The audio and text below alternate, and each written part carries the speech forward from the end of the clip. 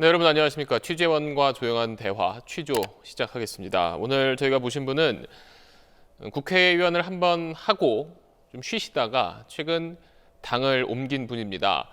정치권에서는 처음 듣는 내용은 아닌데 이분은 좀 특별한 이야기가 있어서 오늘 모셨습니다. 이자스민 전 의원 모셨습니다.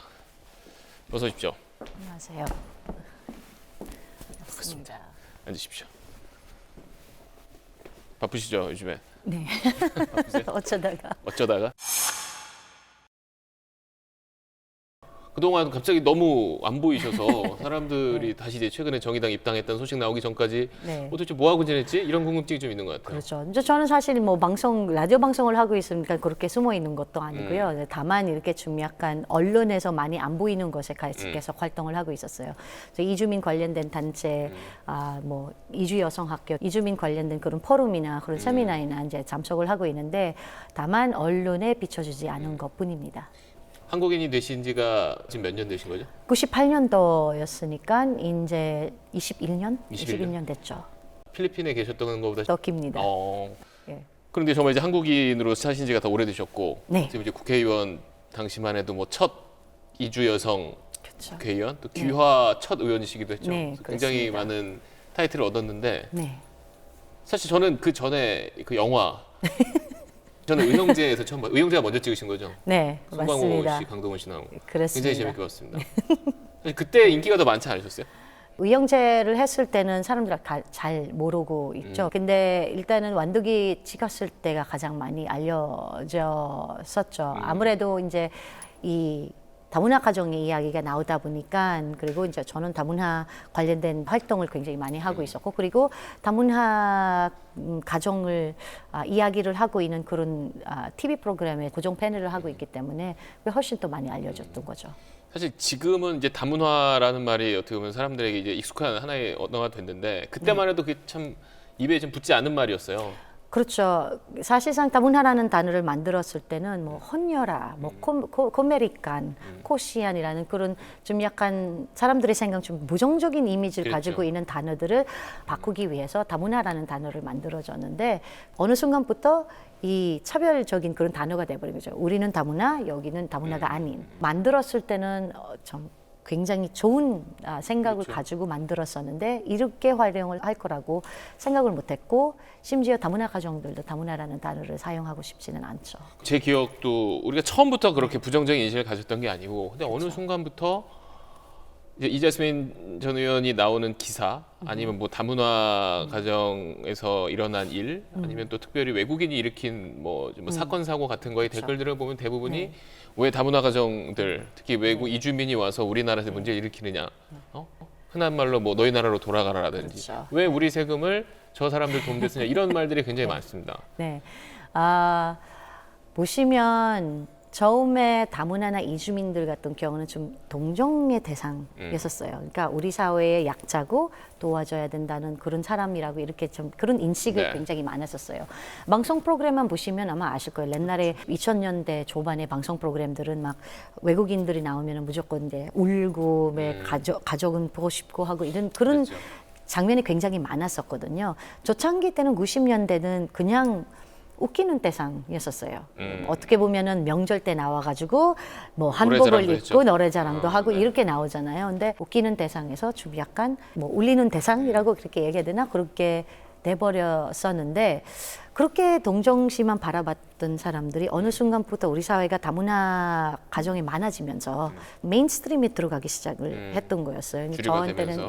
주류가 되면서 저 같은 경우 특히 대한민국이 1% 안 들어가는 사람들의 저 사람에 들어갔냐라는 그런 반감이 있을 수도 이제 있고요. 국회의원까지 됐으니까. 네. 옛날에는 호기심이 대상이었어요. 물어봤을 때도 어떻게 오셨어요? 누구랑 같이 오셨어요? 이렇게 물어보는데 어느 순간부터 왜 왔어요? 라고 이렇게 한국에 왜 바뀌었었어요. 왔냐? 네, 왜 왔어요? 라는 그렇게 바뀌었었고 좀 약간 경제가 이제 어려워지게 되면서 좀 이주 노동자들도 일자리를 가주는데 나도 일자리는 없는데 이렇게 좀 약간 상황이 어려워지면 어려워질수록 좀 약자가 조금 더 타겟의 대상이 됐었던 그런 느낌이 받았었어요. 약자를 공격의 대상으로 삼는다. 그렇죠. 다문화가 하도에다 보니까 다른 사업을 하고 있는 시민단체들도 전부 다 다문화 사업으로 이렇게 변환이 되면서 다문화를 위한 그런 광고나 다문화에 대한 그런 이야기들 더 많이 나오기 시작하니까 그렇게 불균형을 좀 많이 느끼기 시작을 했었던 것 같아요. 그러니까 아무래도 이제 기업이 사회공헌 활동을 하던 것이 조금 더 이쪽으로 눈에 띄는 것도 그렇습니다. 같고, 아마 많이 보실 겁니다. 시민단체 활동도 아무래도 그쪽으로도 좀 보여지는 것도 있었고, 그렇습니다. 때문에 너무나 이런 모두에게 좀 균등하게 돌아가야 할 혜택이 나도 정말 일자리도 없고 나도 돈 못 버는데 맞습니다. 왜 이주 가정에만 가느냐라는 것처럼 더 많이 눈이 띄게 되는 더 거죠. 보였다라는 네, 그렇죠. 그죠? 그리고 저는 그때 당시 19대 국회 들어왔을 때도 가장 많이 느꼈어요. 다른 의원님들한테 들어오는 민원도 다문화 관련된 민원이면 우리 실로 보내는 거의. 게가 다반사였었습니다.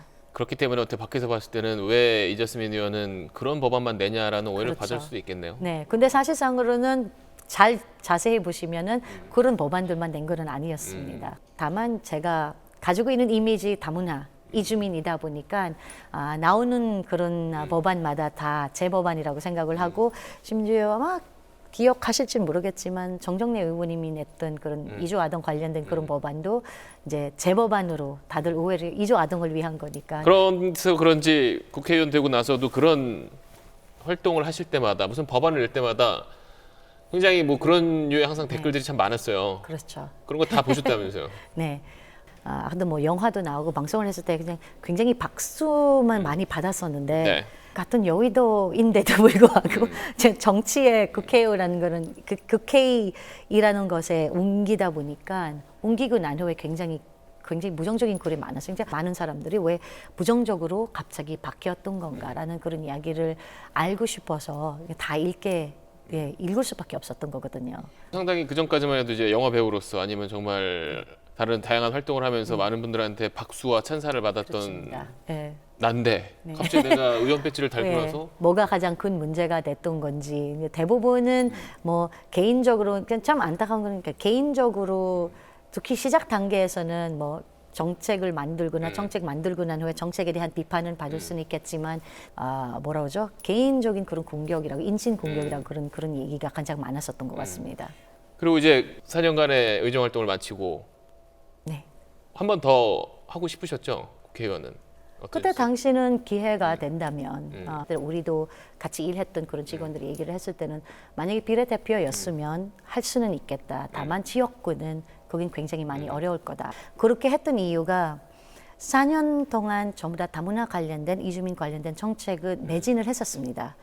그 시간에 만약에 제가 지역구를 선택을 해서 그 지역구에서 매진을 했으면 아예 다문화 정책을 활동을 할 수가 없습니다. 지역구를 좀 다질 시간이 그렇죠. 대한민국에서 한국은 사실 그러잖아요. 좀 약간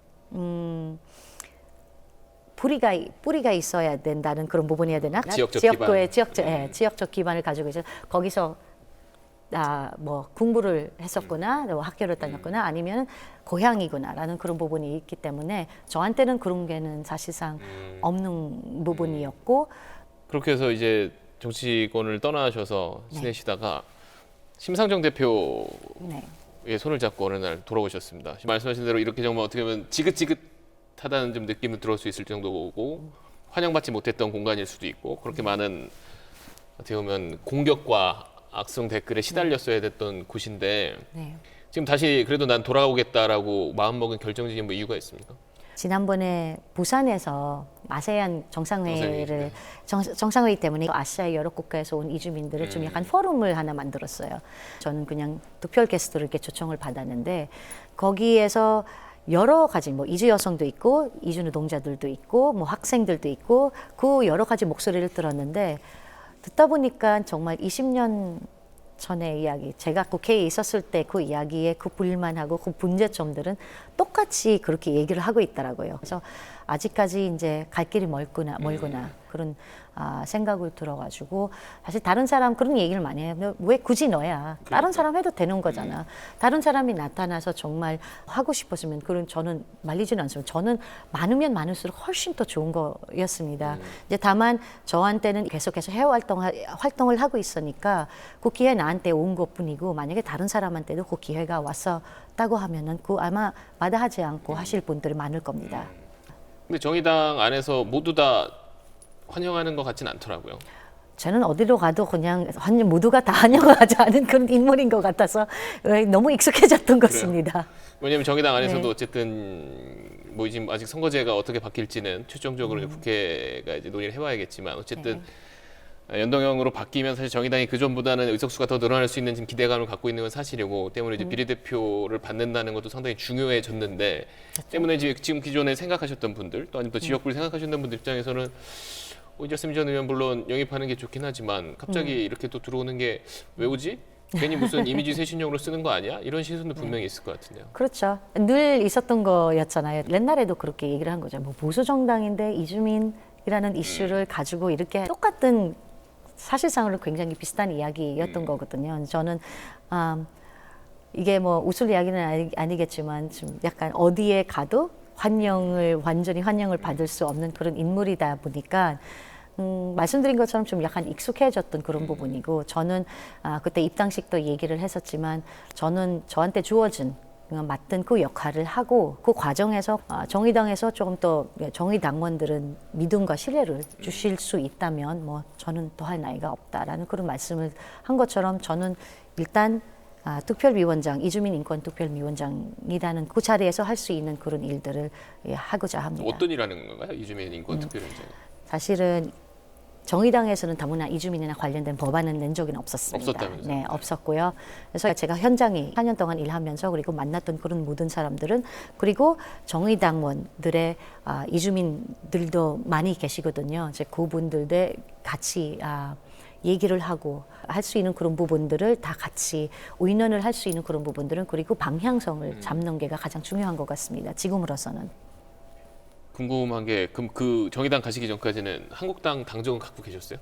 네, 거의 어떻게 보면 국회 끝나자마자 임기 끝나자마자 그냥 모든 것을 그냥 놔두었던. 그럼 탈당계를 내거나 저 탈당하겠습니다로 얘기했을 때 저쪽에서 뭐 붙잡거나 다시 한번 생각해 보세요 이런 얘기는 안 했어요? 네, 팩스로 그냥 탈당계를 했습니다. 대표님이 지금 단식하시느라고 지금 바쁘셔서 그런 것 같습니다. 네. 사실 아마 이제 총선이 다가오면서 가장 많이 듣는 질문이실 것 같긴 한데 네. 그럼 뭐 지역구를 나가실 건지 아니면 비례대표 의원을 다시 한번 하고 싶은지 가장 많이 계속 들으실 거잖아요. 네, 결정은 내리셨습니다. 네. 저는 결정을 한다고 해서 되는 거는 아니잖아요. 아니 어쨌든 난 어디를 출마하고 싶다라든지 아니면 저는 그거는 생각을 사실상으로는 생각도 안 하고 있습니다. 다른 사람들이 이게 거짓말같이 들리겠지만 저는 당에 들어왔을 때 이주민 인권투표위원장이라는 얘기를 했었기 때문에 그리고 정의당은 다른 당처럼 공천을 주는 그런 당이 아니라 당원들이 이 투표를 그렇죠. 통해서 이렇게 붙게 되는 거기 때문에 뭐 제가 나가고 싶다 그러는 거는 뭐 되는 거는 아니었기 때문에 저는 기대 없이 들어가는 게가 저한테는 실망도 없고 후회도 없을 것 같습니다. 당원들의 선택, 당원들의 결정에 따르겠다. 그러시군요. 사실 나와 서로 다른 걸 인정하고 또 어떠한 이유로도 사람을 차별하지 않는 게 이제 민주주의인데 네. 우리나라는 어떻게 보면 그 민주주의를 얻기 위해서 그렇게 열심히 싸우고 투쟁해서 네. 사실 민주주의가 성숙해가는 나라라고 스스로 우리가 생각을 하고 있는데 분들이 네. 요즘엔 뭐 얼마 전 뭐 난민 문제도 그렇고 그렇죠. 아까도 처음 말씀드렸지만 이제 이주민에 대한 우리의 시선이 조금 더 차가워지고 있는 것 반대로 네. 오히려 차별적이고 혐오적인 표현이 많아지고 있는 게 현실입니다. 여기에 대해서는 어떻게 생각하죠? 생각을 해보시면 들어온 이주 노동자들도 제조업에서 일한 사람들이 없기 때문에 우리가 이주 노동자를 이제 물르기 시작을 했었던 것입니다. 국제결혼 마찬가지로 농촌 종각, 농촌분들 농촌 종각 결혼 장가 보내기 프로젝트라는 게 이 정보 정책이었었거든요. 그러니까 우리의 빌려 인해서 들어왔던 그런 사람들은 근데 막상 들어왔다 보니까 아무런 준비, 아무런 대비가 없었던 거였어요. 늘 우리가 반창고 정책이잖아요. 문제가 터지고 나서 붙이고 더 붙이고 하다가 그렇지. 그렇게 하다 보니까 이제 제대로 된 이해가 없이 우리는 글로벌 시대다라고 그래가지고 대한민국은 한류 뭐 세계로 퍼져 나간다라는 그런 게는 바깥으로 나가는 이민은 굉장히 잘 알고 있겠지만 안으로 들어오는 이민은 굉장히 익숙치는 않습니다. 그 말씀하시는 것처럼 우리 뭐 스포츠에서 보면 뭐 미국 나가서 활약하는 뭐 한국계 네. 스타, 네. 그다음에 또 미국에서 한국계 뭐 첫 뭐 연방의원 선출 뭐 이럴 때 우리도 굉장히 뭐 좋아하고 그렇죠. 뭐 한국의 뭐 국위를 뭐 고국을 선양했다는 얘기를 하면서 네. 반대로 우리는 아까 말씀하신 것처럼 우리 안에 들어온 다른 사람들에 대한 아직 그런 아직, 시선들은 네. 좀 우리 스스로 좀 성숙하지 못한 부분이 있지 않나 성숙하지 못한 싶어요. 부분이 있습니다. 예, 맞습니다. 이제 21대 국회가 되겠네요. 내년 국회에서 어떤 일을 할 수 있을지는 아직 뭐 당원의 선택 또 앞으로의 어떤 흐름에 따라 맡기신다고 했는데 만약에 21대 국회를 들어간다면 네. 어떤 법안을 만들고 어떤 세상을 만들고 싶으신가요? 제가 떠났을 때 가장 많이 아쉬웠던 거는 이주아동 권리보장 기본법도 마찬가지고 이민사회 기본법도 마찬가지로 그런 법안들은 그냥 임기 만료 100일로 이렇게 아예 눈에 자체도 못했었던 그런 법안들이거든요. 근데 우리 사회에서 가장 보편적으로 가장 필요한 그런 법안들입니다. 그래서 그런 법안들은 정의당과 함께 할 생각이고 더 하나 얘기를 하고 싶은 거는 제가 국회에 맨 처음에 들어왔을 때 처음이다 보니까 네. 좀 약간 설러름 서 있는 기분이라서 너무 조심스럽게 움직였었습니다. 조금 더 적극적으로 할 걸라는 아쉬움이 있었거든요. 19대 국회에서. 만약 그 기회가 주어진다면 21대 국회에서는 조금 더 적극적으로 활동을 하고 싶습니다. 뭐 재선 3선 의원들이 그렇게 얘기하더라고요. 초선 때는 아무것도 모르고 했고 재선 3선 돼야 나도 이제 좀 네. 일을 할 수 있겠다는 말을 했는데 아마 방금 말씀하신 그런 차이점 좀 더 일을 수월하게 할 수 있는 네. 또 측면이 있겠죠. 말씀 워낙 잘하셔가지고 벌써 저희가 준비했던 시간이 거의 다 흘러갔습니다. 예. 네. 마지막 질문이 10년 정도, 20년 정도 지나고 네. 이제는 한국인으로서 이제 산 시간이 더 오래되셨잖아요. 그렇죠. 한국에서 또 아니면 고국인 필리핀에서 어떤 사람으로 기억이 되고 싶으신가요? 기억이 어떤 사람으로 기억이 되고 싶은가 그런 질문을 생각을 해본 적이 없네요. 네. 그냥 열심히 일했던 사람으로 정말 기억에 남고 싶어요. 제가 정치로 들어갔던 이유 중 하나가 아이들을 2세들을 조금 더 밝은 세상을 살 수 있도록 하는 그런 활동을 시작했기 때문에 나중에도 10년, 20년 후에 그런 사람으로 우리가 조금 더 밝은 세상을 만들고 싶은 노력을 했던 그런 사람이라는 것을 그렇게 기억이 되고 싶습니다. 저도 지금 방금 이야기 들으니까 생각난 게 영화 그 알라딘 혹시 보셨나요? 네. 거기 자스민 공주 나오잖아요. 네. 자스민 공주가 어떤 기존의 틀, 관습, 뭐 이런 제도에서 좀 벗어나서 어떻게 보면 자신이 생각하는 바 옳다고 하는 신념을 끝까지 믿고 새로운 세상을 만들려고 하잖아요. 조용히 있지 않을 것입니다. 더 크게 목소리를 낼 수. 동화 같은 이야기를 아마 현실에서 할 수 있는 게 아마 이제 이자스민 전 의원의 몫이 아닌가 싶습니다. 네. 고맙습니다. 오늘 말씀 감사합니다. 너무 감사합니다. 말씀 너무 잘하셔가지고 아니. 시간이 푹 가네요.